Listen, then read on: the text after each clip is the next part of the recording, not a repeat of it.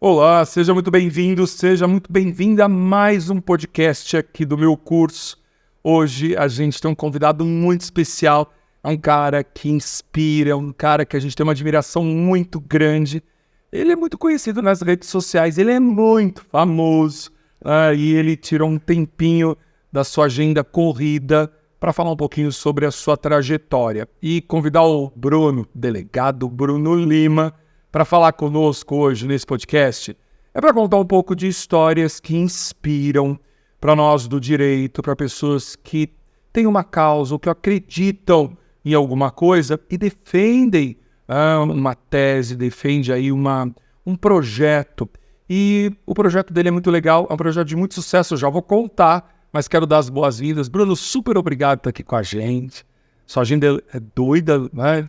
Muito corrida. Obrigado por tirar um tempinho e estar aqui com a gente. Bom, eu que agradeço o convite, já estávamos para marcar e faço questão pela admiração que eu tenho por você como pessoa, também como profissional, e espero que seja um bate-papo bacana e que agregue também para os estudantes, para todos que estão nos acompanhando, contando um pouquinho da minha trajetória, o que eu fiz para dar certo e o que eles podem utilizar também nas vidas aí, nas vidas pessoais.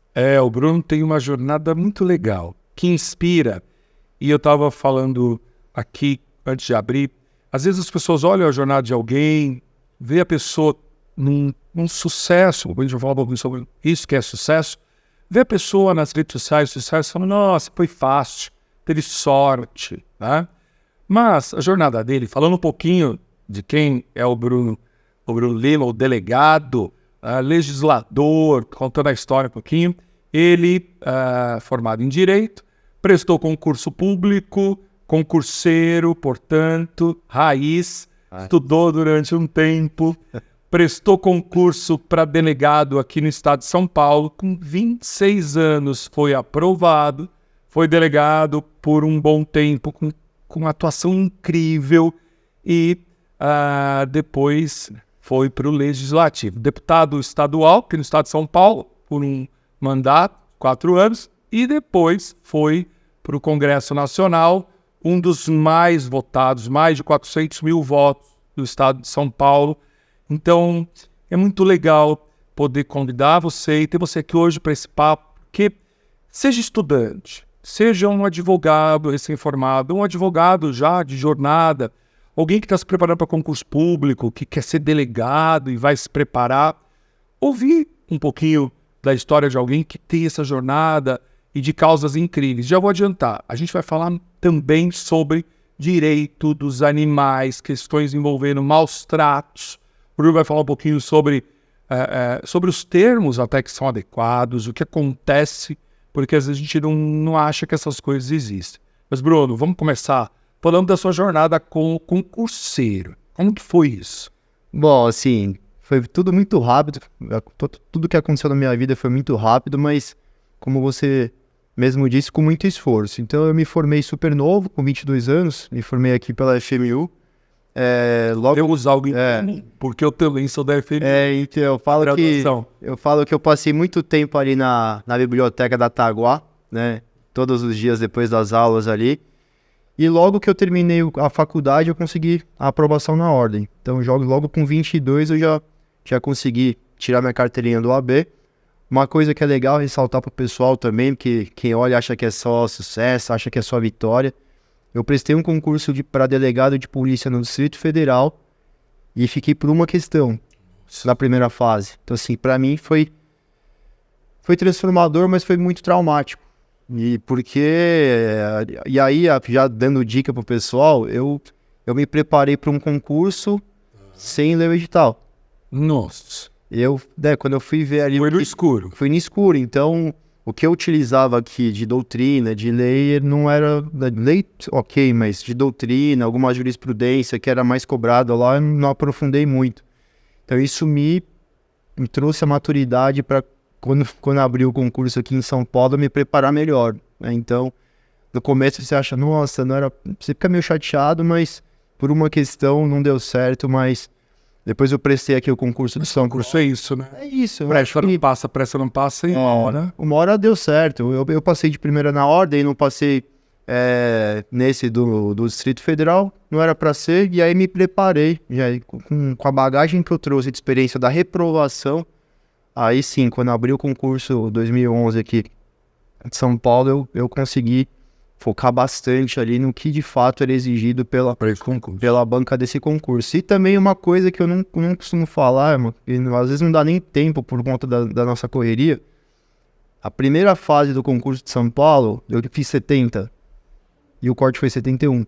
Nossa. Aí eu falei, não, o filme não tá repetindo de novo por um momento. Persegue. Eu falei, tá me perseguindo. E assim, foi um baque, assim, né? Eu fiquei uma semana mal. E aí, por incrível que pareça, anularam uma questão. E aí você foi. E aí eu fui pra segunda fase. A segunda fase foi muito bem. Eu tinha mais facilidade na fase de dissertação. A fase oral foi muito bem. Mas pra provar aí pro pessoal e pra demonstrar que, cara, não é fácil. Não foi assim, nossa, não é um mar de volta, né? Tem indicação. Eu, durante a faculdade, eu já fazia cursinho. No 5º ano de... Então você já queria ser delegado? Já queria. Quando você entrou no direito, estava na faculdade, você já olhava... Eu já olhava. Exato, assim, eu entrei para a faculdade, assim, em dúvida, né, entre Ministério Público e delegado de polícia. E aí eu fui ter alguns professores delegados e, cara, eu fiquei fissurado, assim, uma coisa que eu já admirava, passei a admirar muito mais. E aí comecei a perseguir isso, né?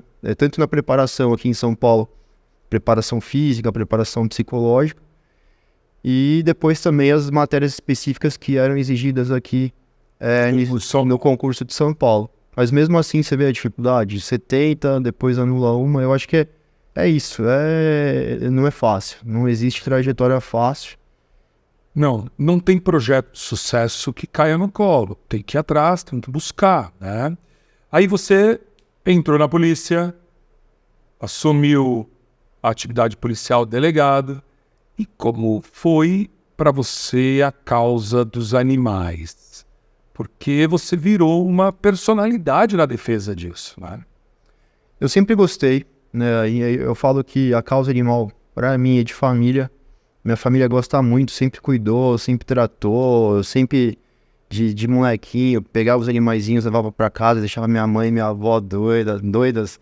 Como assim, minha mãe, cachorreiro. Cachorreiro, pega animal na rua. Isso, gato, cachorro e tudo. E, enchia a casa de bicho e minha família sempre foi assim.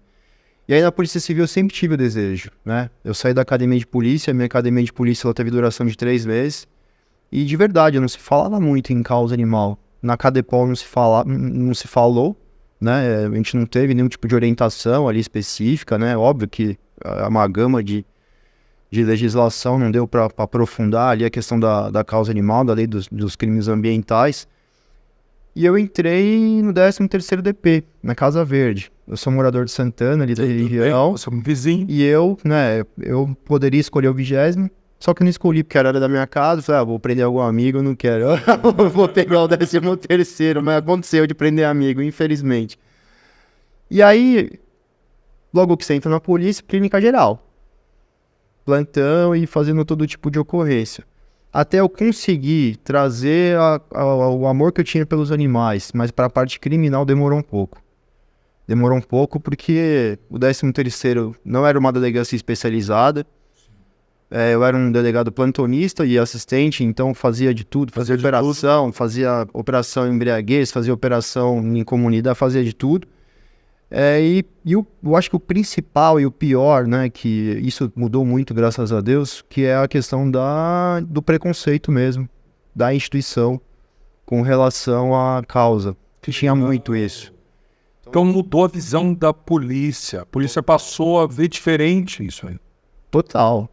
Quando eu comecei com as ocorrências, né, e, eu graças a Deus, aí, de eu ter tido alguns titulares que deixavam eu ter essa liberdade de fazer tudo, né, e mais um pouco, que é essa questão da causa animal, dos crimes de maus tratos, no começo era piada, tinha grupo de WhatsApp, faziam montagem, piada e apelido, e rodava, que já estava no Instagram forte, rodava nas páginas de polícia do Brasil inteiro, nos grupos.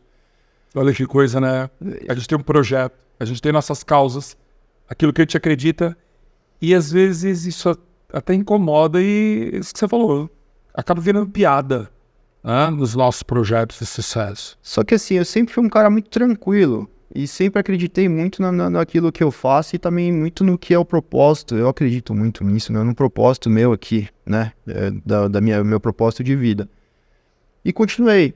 E as piadas, eu mesmo me fazia piada e postava me zoando. Aí, entrou naquela época do delegado Raiz, delegado Nutella e delegado Raiz. Eu mesmo postava e brincava e assim, aí não tem mais motivo pra... Você acaba, quando você mesmo acaba brincando com a situação, acho que acaba o boato, né? Mas assim, tirando essa parte, que é mais uma questão ali informal, tinha a questão formal também, dificuldade, que é não poder sair da área da delegacia, não poder de fato fazer... Porque você precisava da estrutura da polícia. Exatamente. Então assim, eu tava na circunscrição do 13º DP. Eu não podia fazer um resgate no 20º, na área do 20, na área da freguesia do O. Então isso aí também eu tive uma dificuldade em fazer causa animal dentro dessas circunstâncias. E a gente foi lidando, foi vencendo, conversando, né, sempre com muita humildade. Eu acho que eu encaro muito bem a hierarquia e disciplina da polícia, muito bem até hoje. Então eu chamo os meus superiores de doutores, sem problema nenhum quando eu visito. Para mim é muito, muito tranquilo. E a gente conseguiu vencer. Hoje eu falo que, olhando lá para trás, 2012, 2013, quando eu comecei a causa animal, né, que tinha uma legislação muito fraca, a gente fala daqui a pouco sobre, e esse ranço da polícia de causa, e hoje, nossa, evoluiu muito, muito, muito, muito. E o que você encontrava na atuação na polícia? O que você encontrava de crimes, de situações que envolviam a causa animal? Assim, o mais comum é a questão dos maus tratos mesmo, né?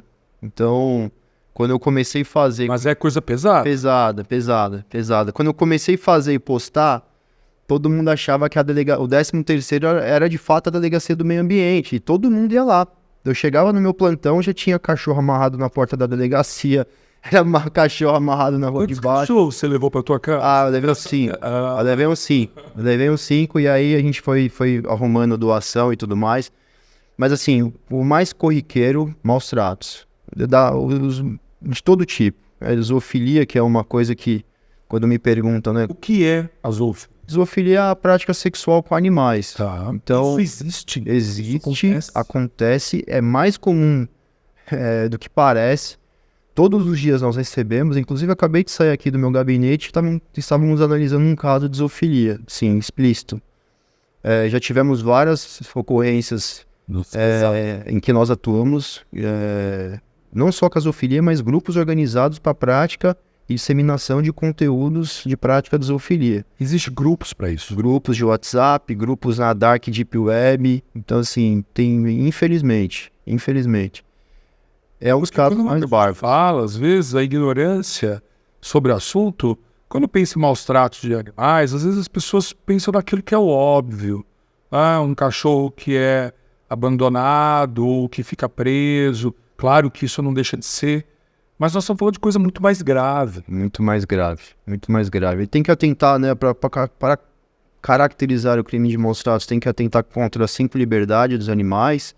Isso aí a gente sempre está atuando com laudo veterinário, com veterinários parceiros, depois eu vou...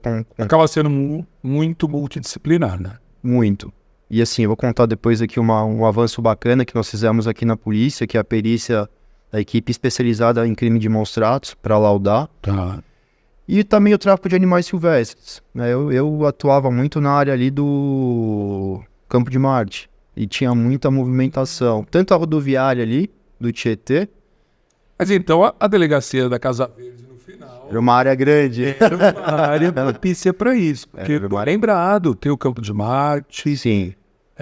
Que são aviões normalmente particulares. Que não tem tanta fiscalização. Que não tem fiscalização. A rodoviária. Então, para isso, era um bom local de trabalho. Isso, e o metrô também. Normalmente, quando esses indivíduos, esses autores de tráfico negociam, normalmente eles combinam de entregar em uma estação de metrô, num terminal rodoviário, e nós conseguimos fazer várias e várias ocorrências prendendo esses autores. Dificuldade, legislação, pena muito branda. E é uma coisa que não só eu, né, como deputado federal hoje, como os nossos amigos que estão lá, nós estamos debruçando e tentando evoluir cada vez mais. Com relação aos maus-tratos, nós tivemos uma evolução, mas o tráfico de animal silvestre nós estamos debruçados agora para tentar evoluir também, porque já peguei 3 vezes o mesmo autor vendendo um macaquinho, por exemplo. A mesma pessoa. Mesma pessoa. Mesmo autor e... Você não tem... Se a legislação não fecha, se a legislação... E é o que eu falo. Faz, daqui um pouco faz de novo. Não tive pena nenhuma, não fiquei preso. Termo circunstanciado. Fiz um termo circunstanciado. É uma questão de falta de lei, de visão, né, de Estado ou de direito para isso. Porque é uma evolução nossa do direito. Porque a gente se preocupou durante muito tempo na proteção só da pessoa. Claro, a proteção da pessoa é óbvio que é um bem essencial. Mas a questão dos animais transcende só ao direito das coisas. Com certeza. Durante quanto tempo o direito dos animais foi tratado como um direito de coisa? Sim, que nós vamos mudar, inclusive lá, a natureza jurídica em Brasília. Mas é isso, assim, isso fez com que eu quisesse dar um passo a mais, né? Você já era apaixonado pela causa, hein? Já era apaixonado pela causa e eu sou apaixonado pela polícia, assim, né? Eu sou delegado, eu só estou afastado. E é bom mencionar isso para as pessoas que prestam concurso, porque quando eu estava prestando, todo mundo falava, mas se você não tiver ninguém na família, delegado, se você não tiver alguém que vai indicar, para passar tem que ter alguém para indicar. Gente, eu não tive ninguém, ó, de verdade. Nem na Polícia Civil, tem ninguém na minha família delegado. E depois na parte política, eu não tenho ninguém na minha família político. Que legal. Então assim, foi uma coisa que é trabalho. Simplesmente trabalho e perseguir aí um objetivo. Quando a gente quer muito alguma coisa, insiste, aquilo é um desejo, e vai, dá certo. Mas a gente tem uns tropeços. Né? Tem. Às vezes não dá certo, você para. Claro, não vai chegar nunca. Bom, então... Toda essa atividade na polícia te deu aí uma bagagem. Quando você vai para o poder legislativo, você vai para um poder legislativo sabendo de fato do que você vai fazer lá. Sim. Vai fazer lei para quê? Para uma realidade fática muito relevante para a nossa sociedade. E aí você foi para a política, deputado estadual, que já tem uma atuação no campo do direito dos animais. Né? E aí conta aí como que foi essa jornada. É um ambiente totalmente novo, um ambiente totalmente diferente. Eu falo assim, eu me dei muito bem porque eu sou um cara muito tranquilo e respeitador das várias representatividades dentro da Assembleia, não sou nenhum tipo de extremista Então assim, tive vários projetos aprovados. A maior dificuldade do Legislativo é a implementação do projeto e a sanção do projeto pelo governador. Na Assembleia, até que você consegue fazer uma composição, você consegue articular para aprovar o projeto. Vide um projeto nosso de proteção animal na grade curricular. Né? É um meu xodó, esse projeto. Eu acredito muito na transformação, não só da causa animal, mas de várias questões. Na grade curricular das escolas estaduais. Das escolas estaduais. Sim, eu acredito muito na transformação, não só da causa, mas de várias mazelas, né, da nossa sociedade, várias intolerâncias, através da educação, e eu defendo muito isso. E eu aprovei o projeto ele foi elogiado, né, por direita, por esquerda, assim, porque cara... Universal, é uma causa universal. É uma causa universal e o projeto foi vetado. Então, assim, esses episódios, eles desanimam, que você fala, cara, é uma loucura, é um projeto tão bacana, um projeto que de fato transforma, né? O resgate, o prender, o tirar de circulação, o investigar, a gente está lidando com o fato, é o problema ali no momento. Mas, principalmente nós que estamos na política, a gente tem que pensar para frente. Pensar para a próxima eleição é fácil, né? Eu falo que é o vender fumaça na linguagem policial. Mas pensar a longo prazo, uma coisa que a gente vai só daqui 20, 30 anos enxergar, é o mais difícil. Então esse é um projeto que, para mim, assim, apesar de ter aprovado ele na LESP, ele ter sido vetado, uma coisa que machucou muito, mas eu tive projeto de merenda durante as férias escolares, que foi aprovado. Tive projeto que proíbe o autor de crime de maus-tratos a pegar novamente o animal, comprar, adotar, e obriga ele a ressarcir os custos. Então teve bastante coisa bacana. Teve algumas situações de polícia civil também, nós estamos construindo agora. Teve essa equipe de perícia também que eu criei junto à Polícia Técnico-Científica, que é uma equipe especializada em crime de maus-tratos para laudar os casos de maus-tratos, porque a gente tinha um problema muito grande, jurídico inclusive, para nós, porque... Se não tiver prova... Se não tiver prova, e assim... Nada. Aí eu sou bem honesto, porque eu tô falando juridicamente, não tô falando com o coração, tô falando com a razão. Nós levamos os veterinários parceiros. E quando isso vai pro Poder Judiciário, o advogado derruba muito rápido, muito fácil. E o maior perigo dessa situação, e por isso que nós criamos essa equipe, são dois. Além do processo, que reverte a devolução do animal. Então, quando você não tem uma prova ali, né, a materialidade dos maus-tratos, volta o animal volta para a situação de maus-tratos e o processo vem contra nós. Inclusive, ontem tive 2 assessores numa delegacia, que o indivíduo ele foi absolvido em primeira instância, e aí foi extraiu-se cópia, remeteu-se à delegacia para meus assessores responderem por furto, invasão de domicílio e por aí vai. A sorte é que a gente faz tudo muito certo, muito dentro da legalidade, e em segunda instância, após o recurso do Ministério Público, teve a condenação. Então assim, mas não é fácil, é uma luta diária. E é uma causa que precisa criar a cultura das pessoas, né? Dar cultura. Exatamente. Porque é da história que as pessoas olham o animal e, tudo bem, não preciso proteger, isso passa a mudar, isso passa a ter uma nova consciência. E, claro, a importância disso social é gigante, porque uma sociedade que não respeita seus animais ou que não respeita o mínimo disso, você reflete em outros lugares, em outros tipos de direitos. Então isso vai gerar violência doméstica, isso gera violência contra a criança, isso está num ambiente, às vezes, que uma coisa está puxando a outra. Exatamente, é a famosa teoria do elo. A gente tem, inclusive aprovamos agora em Brasília, semana passada, um projeto que fala da teoria do elo.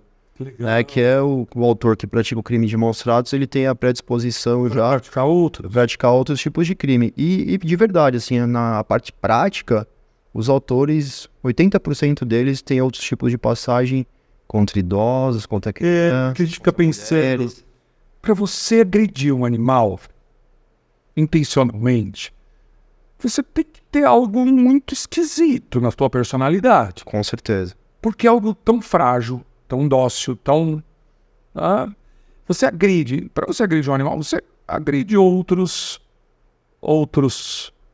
seres da mesma fragilidade. Uma criança ou idoso, como você... E com a mesma frieza, né? Com a mesma frieza. E assim, o que choca nos casos de maus-tratos é a frieza, né? Isso choca muito. Porque o autor, ele nunca admite que... O que você já pegou de casos extremos de maus-trato? Um que marcou muito para nós foi a rinha dos pitbulls de Mariporã, porque assim, eram apostas ali internacionais, os animais ali, né, se degladiando. Envolve dinheiro. Envolve associação criminosa, envolve lavagem. É crime organizado. Então assim, mas tinha substância anabólica, que era substâncias anabolizantes que eram usadas nos animais, que é questão de saúde pública. Então ali... E na época não tinha sido aprovada a lei de sanção ainda. E esses autores só ficaram presos, eu acho que foi uma questão de 2, 3 dias, por conta da gama de crimes que estavam ali no momento. Porque se fosse só a questão dos maus-tratos ali, eles teriam sido liberados no dia seguinte. Agora... Continuariam fazendo. Hoje mudou, né? Hoje eu falo que não é o cenário ideal, mas do Bruno, que era delegado, prendia, levava para a delegacia, termo circunstanciado, o autor do crime de maus-tratos saia pela porta da frente, hoje ele fica preso e o delegado não pode arbitrar fiança. Então o juiz na audiência de custódia acaba liberando. Mas aí eu falo que é o sistema como um todo, né? Porque o pessoal da causa animal, eles são bem emotivos e são bem apaixonados. Eles não entendem, né? Que o autor foi e já tá solto. Gente, mas o sistema... É o devido processo legal. Então, assim, não é só para os maus-tratos. É difícil explicar para o leigo, né? Assim, não é só os maus-tratos, é o furto, é o estelionato. São vários crimes. Não estando em situação de flagrante, você não pode prender. Se o crime já aconteceu, vai ter uma investigação, mas você não vai poder prender. Então, assim, a causa animal lida muito com emoção e paixão, né? E aí sempre como... E eu tenho que contar uma coisa aqui que eu já vou te avisado. Às vezes eu tô andando com a cachorra na Brasileme, que eu tenho uma Schnauzer, a Cindy, às vezes eu tô ali, eu tô fazendo isso. Não, marcam lá. Olha, eu já vou avisar o delegado do Bruno. Já vou avisar o delegado do Bruno que você é maus tratos com a cachorra, não sei o que. Mas é uma causa incrível.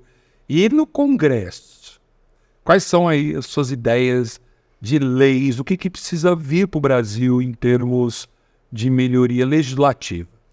Falando da questão da causa animal, nós tivemos a aprovação da lei sanção, que aumentou a pena do crime de maus tratos para pequeno porte, tá? Assim, o deputado que foi o autor da lei é amigo meu, é o deputado Fred Costa, de Minas Gerais. No projeto original dele, né, do projeto inicial, constava também animais de grande porte, só que assim, aí é bastidor de Brasília. Ele foi convidado pela bancada agro, e assim, eu posso falar, ele não pode, mas eu posso, porque eu sou amigo e, enfim, eles chamaram numa sala e a bancada do agro, né, a bancada da pecuarista falou, ó, se você não tirar o grande porte, seu projeto não vai passar. E aí ele ficou num dilema, eu pego um avanço para os animais cão e gato, ou enfim, ele fez a escolha correta, né, por esse lado, sim, porque aí já começa a proteção. Começa a proteção. Então, assim, falando da nossa bancada, do nosso grupo, temos que expandir também a pena elevada, né, de até 5 anos para animal de grande porte. Temos a situação do tráfico de animal também, que a pena é muito branda para a gente trabalhar em cima dela. E muito bacana, né? Isso é bastidor também, eu posso contar sem problema nenhum, que hoje a bancada do agro, a bancada pecuarista, ela não se opõe ao aumento da pena do crime de tráfico de animal silvestre. Não se opõe. Não se opõe, que já é um baita de um avanço. Porque assim, dá pra contar nos dedos. Então o cenário político é pro cenário para passar o projeto. Inclusive está sendo bem articulado com o presidente da Câmara, eu acho que em breve nós vamos ter novidades aí, tá? Então, assim, é a realidade, tá? Não adianta chegar, eu vou mudar, vou fazer, vai acontecer. Pô, é meia dúzia de deputados da causa animal. A bancada do agro são 300. Se eles não quiserem, não passa. Essa é a realidade. Isso é próprio do Estado de Direito, do Estado Democrático, que se ouçam as diversas forças, sim, mas que, de fato, a proteção aos bens jurídicos, que são ricos para a nossa sociedade, porque é muito ruim uma sociedade que não tem uma proteção aos seus animais, a sua... é aquilo que falou, né? É aquilo que a gente acabou de falar. Uma coisa vai gerar outra. Sim, eu acho que passa muito pelo que você disse, professor, que é a mudança cultural, né? Então, quando você fala desses temas polêmicos que envolvem a causa, que é difícil falar, vaquejada, rodeio, piriri parará... Não, até na casa da gente, eu lembro do meu avô, uma pessoa simples no interior, sem estudo, e para ele era absolutamente razoável deixar um cachorro de coleira preso o dia inteiro. Comendo o resto de comida. Era razoável. Isso aí era normal. Então não via aquilo como uma postura de maus tratos. Mas as pessoas evoluem, a humanidade evolui, a gente passa a ver coisas que eram normais há 10 anos, ou melhor, mais há 5 anos. Hoje a gente olha e fala, mas será que convém? Será que isso faz parte? A nossa sociedade vai evoluir isso, é um bom exemplo aos nossos filhos, para as próximas gerações. Então, acho que isso faz parte de uma mudança de cultura e a gente evoluir enquanto direito. Exato, e aí eu bato na tecla que a mudança cultural ela passa muito pela educação.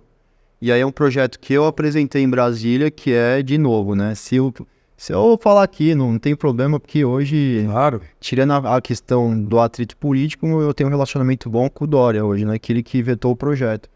Então, se o Dória vetou aqui, eu apresentei em Brasília, ele vetou falando que era um vício de iniciativa que deveria ser proposto por deputado federal. Não, enfim. Ou não é.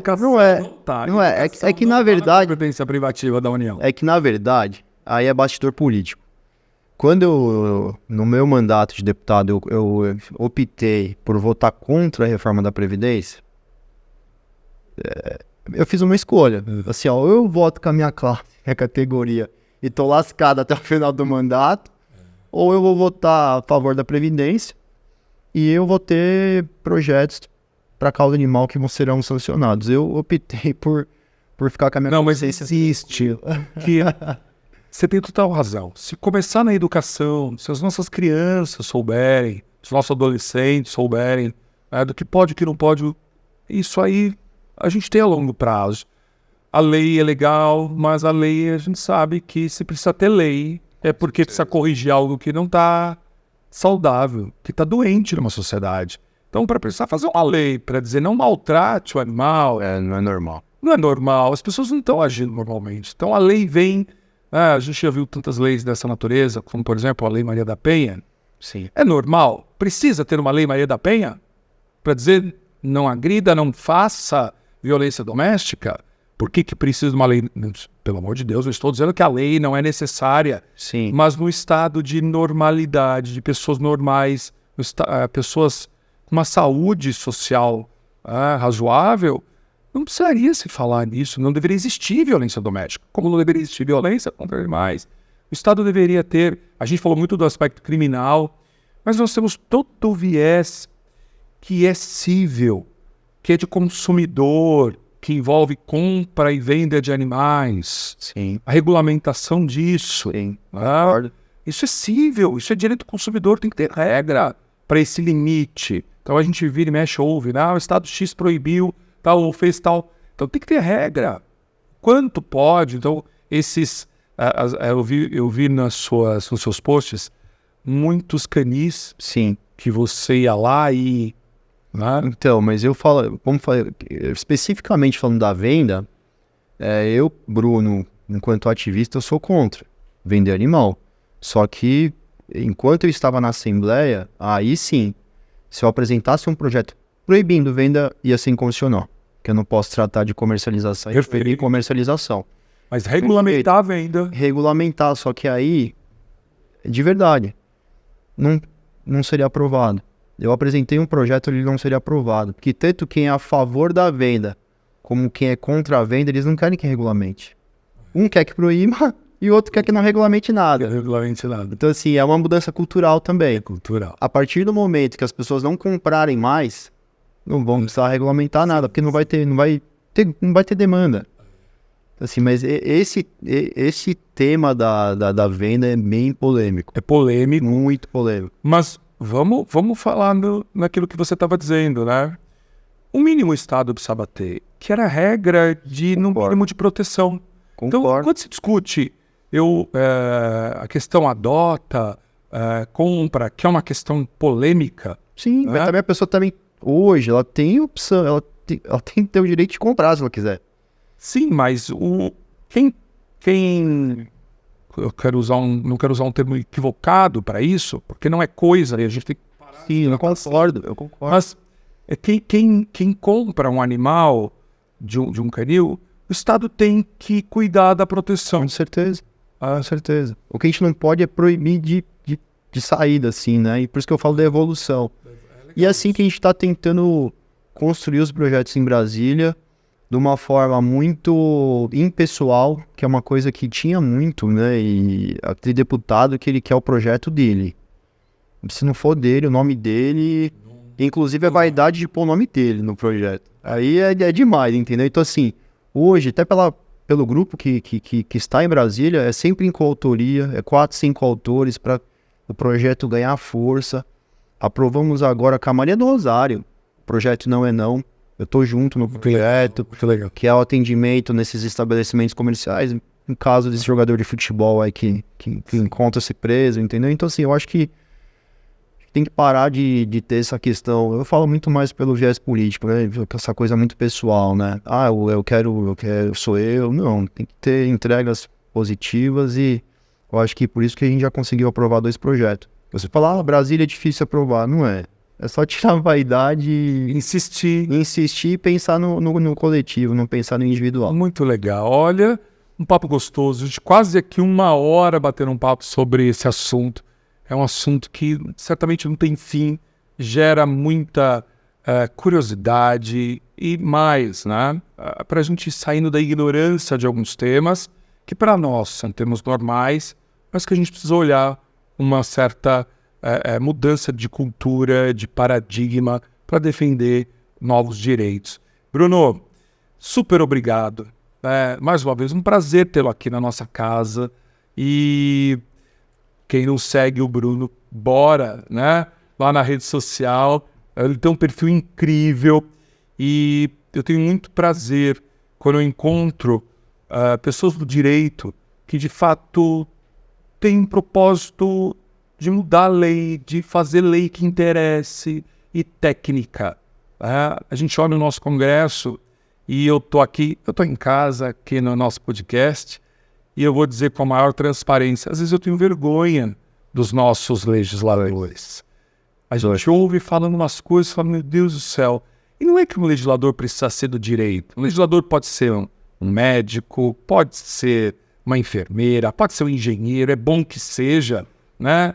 Porque lá não é uma casa só do direito, mas as pessoas precisam estar lá com propósitos que representem a nossa sociedade. A gente se preocupa muito com isso, inclusive com a parte técnica dos projetos, porque assim, você vender projetos que não são razoáveis, não são palpáveis, só para gerar um discurso ou gerar uma repercussão na internet, isso a gente acaba não fazendo, né? É razoável colocar uma pena do crime de maus tratos 30 anos? Não é razoável, juridicamente razoável. Então, como operador do direito, a gente não atua dessa forma. A gente vai sempre dentro da razoabilidade, dentro da racionalidade, dentro de uma técnica jurídica também. E leva a tua experiência do dia a dia de uma delegacia. Com certeza, tem ajudado bastante. Isso é legal. Bastante. Isso é legal. Obrigado pelo convite. Eu vou fazer uma pergunta indiscreta. Quantos anos você tem hoje? 3,7. Olha aí. Um cara de 37 anos, com toda essa história para contar, né? De sucesso, de causas, claro. A gente está vendo aqui o sucesso. Ele teve muito esforço para chegar aqui.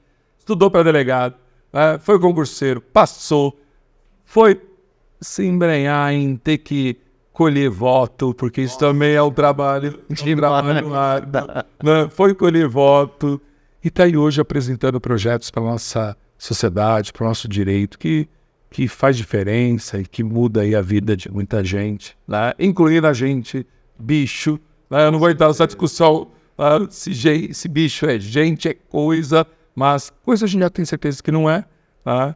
Mas obrigado pelo carinho, né, com os nossos alunos, com os nossos amigos, com o nosso canal. E o que você precisar, a casa é tua aqui no meu curso. E vamos voltar depois a fazer outros papos. Professor, obrigado aqui pelo convite. Estou à disposição para voltar e para todos que estão acompanhando aí, que estão no caminho do concurso público, da ordem também. Se quiser ser delegado, insiste, né? Só insistir, pessoal. Eu não comentei no começo, mas eu tive um problema de visão. O médico falou que eu não ia ser aprovado no concurso. Tinha um problema sério de córnea. E persisti, fiz 5 cirurgias e fui aprovado. Fui aprovado bem no meu concurso, fui aprovado bem na Cadepol. Conquistei o sonho de ser delegado. Hoje sou delegado com muito orgulho. E, enfim, só não desistir, que tudo se acerta e tá nos planos de Deus aí para vocês. É isso. Mais uma história de inspiração para quem aí tem projeto, para quem tem motivação para o sucesso. Bora que dá certo, insiste, tá bom? Só hora chega no seu projeto, você vai ver. E aí você pode inspirar outras pessoas contando casos como esse. É isso, obrigado, um beijo, um abraço e a gente volta com outros podcasts. Tchau.